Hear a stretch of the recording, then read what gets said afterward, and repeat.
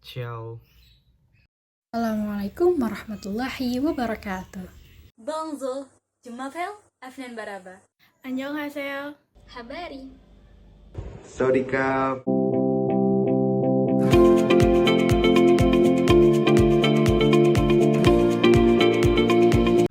Oke, di sini kita akan menjelaskan tentang pengertian film. Sebelumnya kita udah sering banget ya dengar apa itu film, karena udah gak asing buat gitaran kita. Apalagi di zaman sekarang, film sudah sangat berkembang pesat dan jauh lebih maju dibanding sebelumnya.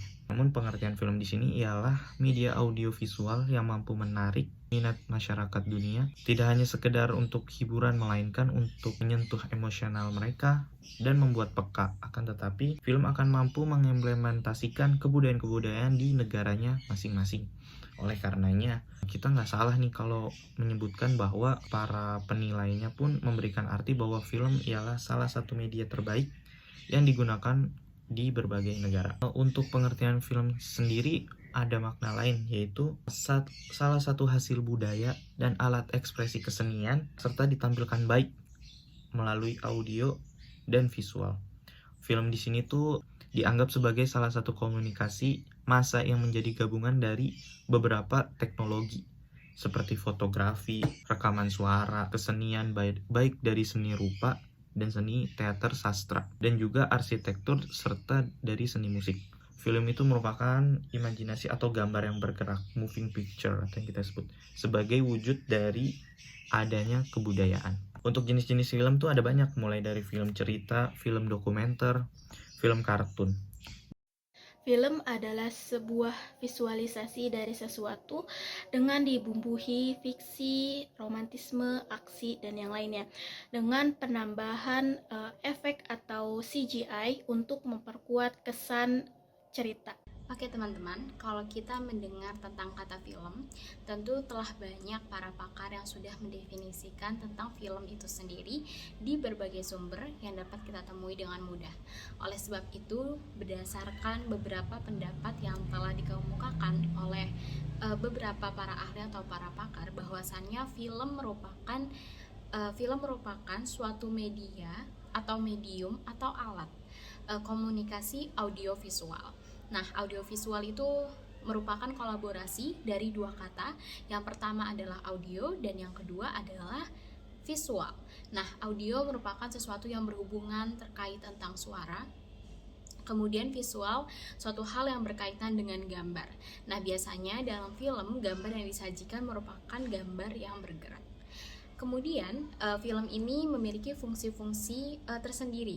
Yang pertama, fungsi dari film bahwasannya film berperan sebagai hiburan.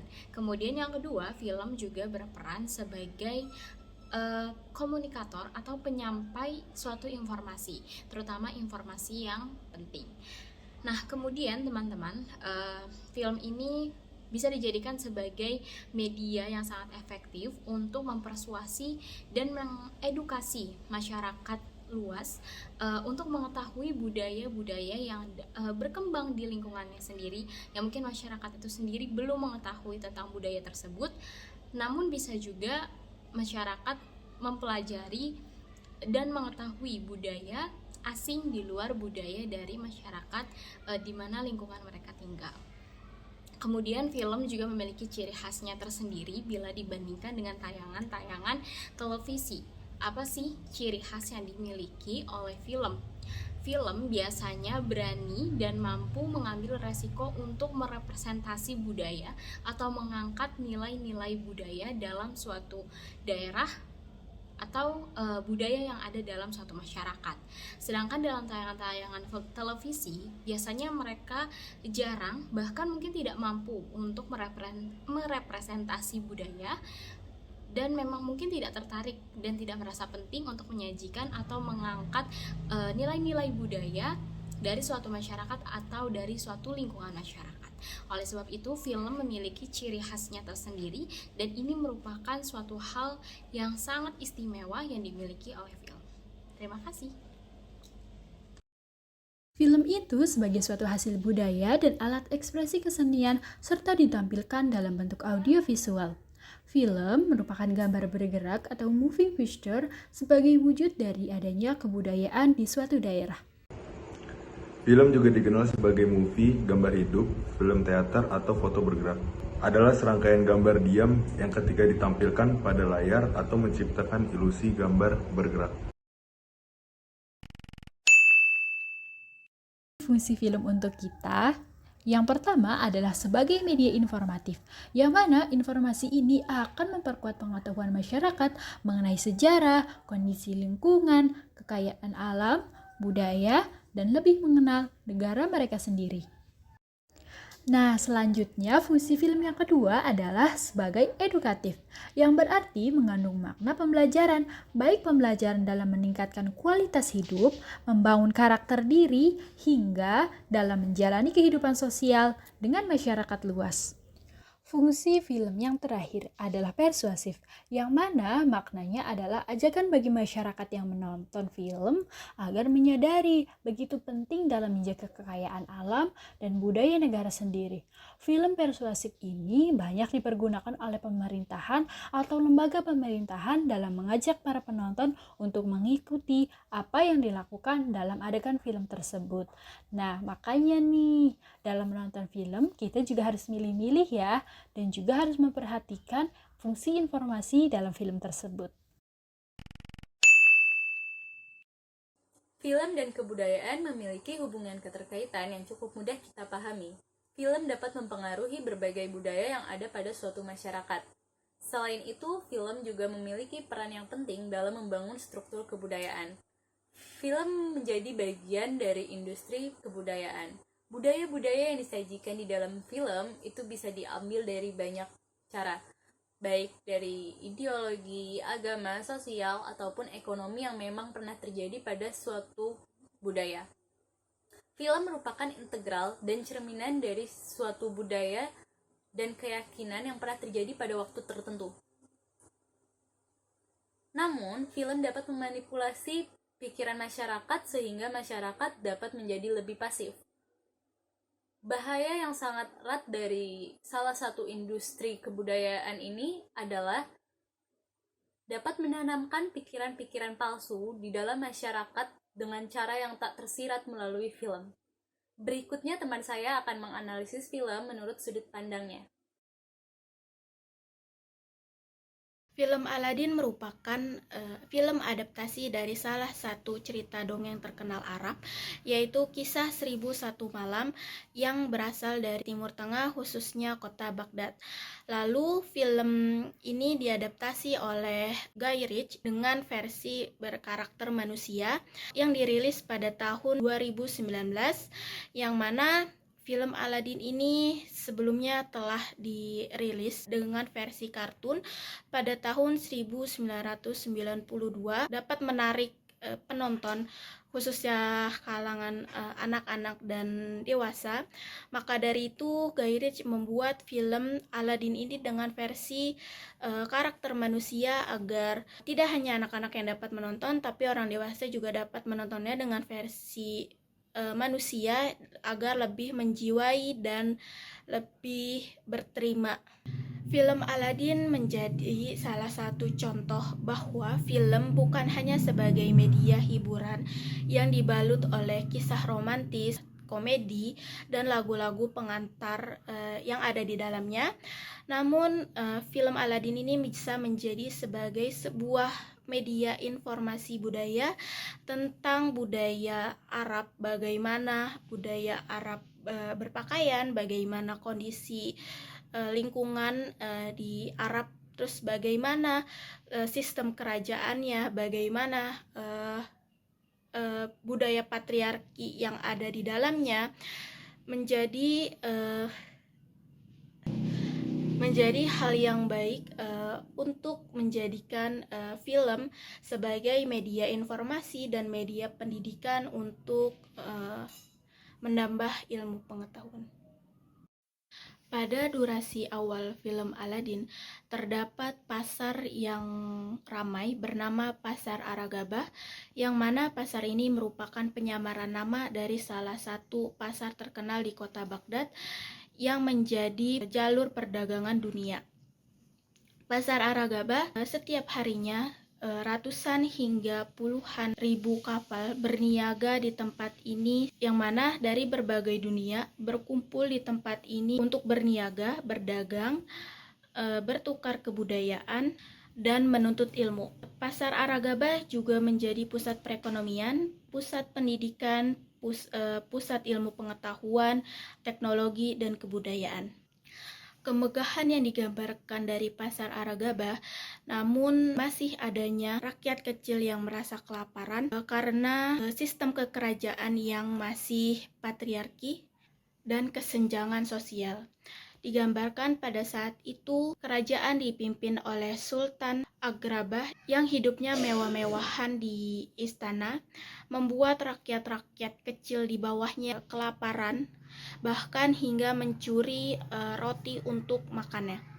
Namun, ketika rakyat itu mencuri roti-roti yang ada di pasar tersebut, pengawal-pengawal istana justru memperlakukan mereka dengan sangat tidak adil dan tidak senonoh, dan diperlakukan secara kasar oleh pengawal istana.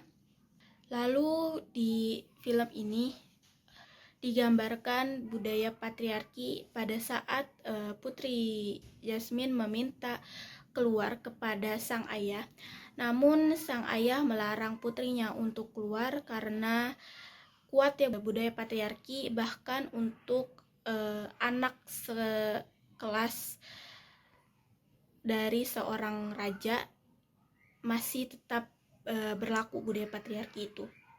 Namun sang ayah mengizinkan putrinya keluar jika ia menikah dengan seorang laki-laki yang bisa dan mampu memimpin meneruskan tahta kerajaan ayahnya. Dan terdapat penggambaran visual pakaian dari seorang wazir yang mana pakaian tersebut lalu terdapat scene yang seorang wazir berpakaian dengan menggunakan sesuatu di pundaknya. Hal itu bertujuan untuk memperkuat karakter dari si wazir tersebut dan untuk menunjukkan kekuasaan yang ia miliki. Itulah beberapa kebudayaan yang tervisualisasikan pada film Aladdin 2019. Oke guys, selanjutnya kita akan membahas tentang film yang memvisualisasikan suatu representasi budaya atau yang menggambarkan tentang keadaan dari budaya dari suatu masyarakat. Nah, film selanjutnya ini adalah film yang berjudul Kapernaum atau dalam bahasa Arab disebut sebagai Kafarnahum. Nah, judul film ini memang diambil dari kata dalam bahasa Prancis, yaitu Kapernaum itu sendiri, di mana bermakna sebagai kekacauan. Namun selain kekacauan, kata ini juga dapat divisualisasikan sebagai suatu desa yang disebutkan dalam kitab Injil, di mana desa ini terletak di kota Bizantium, dan desa ini terjadi suatu wabah yang menyebabkan kekacauan. Nah, kemudian film ini dirilis pada tanggal 17 Mei 2018 dan ditulis dan disutradarai oleh seorang sutradara yang bernama Nadine Labaki. Film ini berhasil memasuki berbagai festival film, dan yang membanggakan, film ini juga berhasil masuk sebagai nominasi dalam festival film Oscar dan berhasil mendapatkan standing applause selama 15 menit. Suatu pencapaian yang sangat membanggakan dalam dunia industri film tentunya. Kemudian film ini berlatar kota Beirut modern, di mana film ini merupakan film fiksi namun berlandaskan atau dipengaruhi juga oleh keadaan Lebanon pada saat itu, di mana terjadi krisis ekonomi dan krisis pengungsi Suriah. Jadi banyak imigran-imigran yang berasal dari Suriah berimigrasi ke Lebanon. Namun tidak hanya pengungsi dari Suriah, tetapi juga ada pengungsi dari Ethiopia dan negara-negara lain. Kemudian kita akan langsung mengupas gimana sih menit-menit atau scene-scene dari film ini yang merepresentasikan atau memvisualisasikan keadaan budaya dalam lingkungan masyarakat Lebanon. Nah, yang pertama, film ini diawali dengan suasana atau visualisasi keadaan sidang, di mana film ini diperankan oleh Zain, seorang bocah laki-laki yang baru berumur 12 tahun, namun ia telah masuk ke penjara. Nah, kemudian Zain berkata bahwasannya pada sidangnya yang kedua kali ini, ia berniat untuk menuntut kedua orang tuanya atas dasar rasa kecewa karena telah melahirkannya ke dunia. Nah, kemudian pada menit ke-20, kebetulan plot yang digunakan dalam film ini merupakan plot yang maju mundur.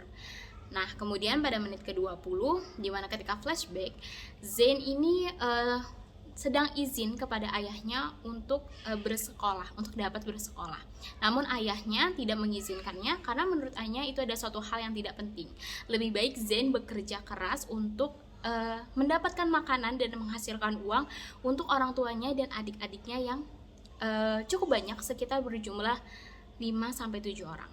Kemudian pada menit berikutnya divisualisasikan bahwa Zain memiliki seorang adik perempuan yang hanya beda 1 tahun, yang ini berumur 11 tahun. Beliau bernama Sahar. Sahar di usia dini, di usia 11 tahun, dia harus merasakan pernikahan dini, di mana dia harus dijodohkan dan menikah dengan seorang pria yang jauh lebih dewasa di atasnya. Bayangkan bagaimana perasaan seorang bocah perempuan yang baru berumur 11 tahun harus merasakan kehidupan pernikahan di usianya yang sangat belia dan harus meninggalkan dunianya sebagai anak-anak. Kemudian pada menit ke-43 ada scene atau visualisasi di mana Zain bertemu dengan seorang imigran ilegal yang tidak memiliki dokumen identitas secara resmi dari negara Lebanon yang berasal dari Ethiopia. Imigran ini bernama Sahil, di mana Sahil sebagai imigran ilegal harus menjalankan kehidupannya dengan sembunyi-sembunyi dari aparat dan juga pemerintah tentunya, untuk tetap mempertahankan kehidupannya dan anaknya.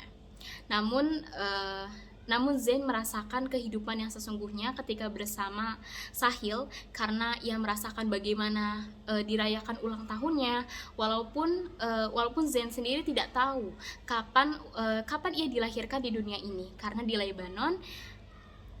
Lebanon pada saat itu, atau yang berlatarkan dalam film ini, bahwasannya banyak dari anak-anak yang tidak mengetahui kapan mereka dilahirkan ketika di dunia, karena mereka sendiri sebagai pengungsi dari Suriah tidak memiliki identitas secara resmi dan tidak dicatatkan secara sipil. Kemudian dapat kita simpulkan dari beberapa gambaran scene-scene yang ada pada film Kapernaum ini, dapat kita simpulkan teman-teman bahwasannya film ini memvisualisasikan atau merepresentasi keadaan lingkungan masyarakat Lebanon, di mana masyarakat Lebanon karena krisis ekonomi, sehingga anak-anak yang seharusnya masih bermain-main harus merasakan kerja di usia muda dan meninggalkan dunia kanak-kanak mereka untuk bermain-main, bahkan bersekolah. Dan ini adalah suatu hal yang dirasakan oleh Zain, sang pemeran utama. Kemudian begitu pula dengan maraknya pernikahan dini yang terjadi di Lebanon, di mana anak-anak perempuan yang mungkin baru memasuki usia pertama atau tahun pertama, mereka merasakan menstruasi di usia yang mudanya, mungkin sekitar 10 tahun ke atas atau 9 tahun ke atas, mereka harus langsung menikah dengan pria-pria yang mungkin jauh di atas, umurnya jauh di atas mereka. Ini memvisualisasikan bahwasannya pernikahan dini merupakan suatu hal yang lazim di Lebanon. Kemudian banyaknya imigran ilegal yang tinggal dan hidup di Lebanon hanya untuk mempertahankan hidup dan menyambung hidupnya. Ini adalah representasi budaya tentang keadaan atau suasana kehidupan dalam masyarakat Lebanon. Dan film ini dapat dinyatakan sebagai representasi budaya atau ingin mempersuasi para penontonnya untuk mengetahui bagaimana keadaan serta keadaan budaya di masyarakat Lebanon. Oke, sekian dan terima kasih dari film Kapernaum. Oke guys, selanjutnya ada film Wajda. Nah, mungkin film ini udah nggak asing, udah biasa banget lah teman-teman denger. Nah, tapi tanpa kita sadari bahwa film Wajda ini juga merepresentasi budaya tentang suasana kehidupan masyarakat di Arab Saudi. Terutama mungkin sebelum kepemimpinan Raja Salman pada saat ini, di mana sudah Arab Saudi telah mengarah ke arah liberal. Namun film ini dirilis pada tanggal 31 Agustus 2012 yang mana ditulis dan disutradarai oleh seorang sutradara perempuan pertama Arab Saudi yang bernama Haifa Al-Mansur.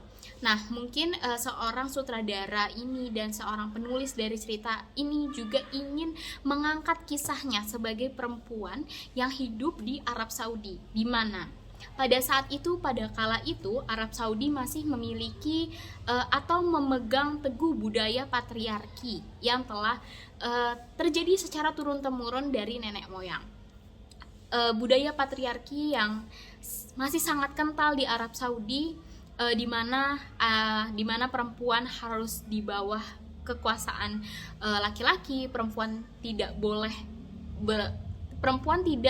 atau jarang mendapatkan hak-haknya sebagai perempuan, sebagai manusia, di mana perempuan harus tunduk dan patuh hanya kepada laki-laki dan tidak boleh melakukan kegiatan-kegiatan yang terlalu ekstrim di luar rumah selain laki-laki, karena hal itu dinilai hanya pantas dan layak dilakukan oleh seorang laki-laki. Bahkan seorang perempuan ketika keluar rumah harus dengan mahramnya. Dan ini beberapa contoh dari hal-hal dampak dari budaya patriarki yang terjadi secara turun-temurun di Arab Saudi. Kemudian kisah ini dimulai dengan pemeran utamanya seorang bocah perempuan bernama Wajda, di mana Wajda ini seorang anak perempuan yang mungkin tomboy, bisa dikatakan sedikit tomboy, di mana dalam lubuk hatinya yang dalam dia ingin mendobrak budaya patriarki yang ada di Arab Saudi ini, di mana dia menginginkan dan sangat menginginkan untuk merasakan dan memiliki suatu sepeda. Namun sayangnya karena dampak dari budaya patriarki itu sendiri yang berkembang di Arab Saudi, Wajda tidak diperbolehkan, bahkan dikekang untuk tidak boleh menaiki sepeda. Bahkan ia sempat dimarahi oleh kedua orang tuanya karena ketahuan menggunakan sepeda milik teman laki-lakinya. Oleh sebab itu, Wajda tidak berputus asa. Dia membuat suatu kerajinan yang kemudian dia jualkan kepada teman-temannya dan menyisihkan hasil jeripayahnya untuk ditabung dan membeli suatu sepeda. Nah, ini juga film ini dapat disimpulkan teman-teman ya, bahwa film ini juga mengandung sebagai komunikator yang mengangkat nilai-nilai budaya dan merepresentasi budaya Arab Saudi pada saat itu, di mana perempuan masih sangat terkekang oleh budaya patriarki dan sangat sulit untuk mendapatkan hak-haknya sebagai perempuan dan juga sebagai manusia. Oleh sebab itu, film ini juga dapat dinyatakan dan dapat dikatakan bahwa film ini mengangkat atau merepresentasi budaya tentang kehidupan seorang perempuan yang hidup di tengah penjara budaya patriarki di Arab Saudi. Oke gitu. Oke, sekian dari saya teman-teman. Terima kasih.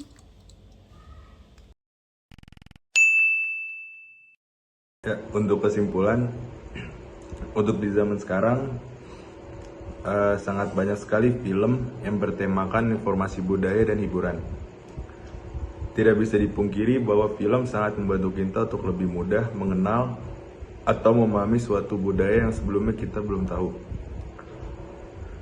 Dengan film yang kita bisa maksudkan sebagai hiburan, kita jadi lebih mudah untuk memahami budaya tersebut.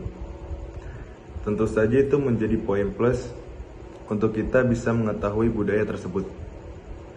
Sebenarnya ini adalah salah satu langkah yang sangat bagus untuk kedepannya. Dengan seiringnya zaman, pasti akan lebih berkembang lagi dan lagi.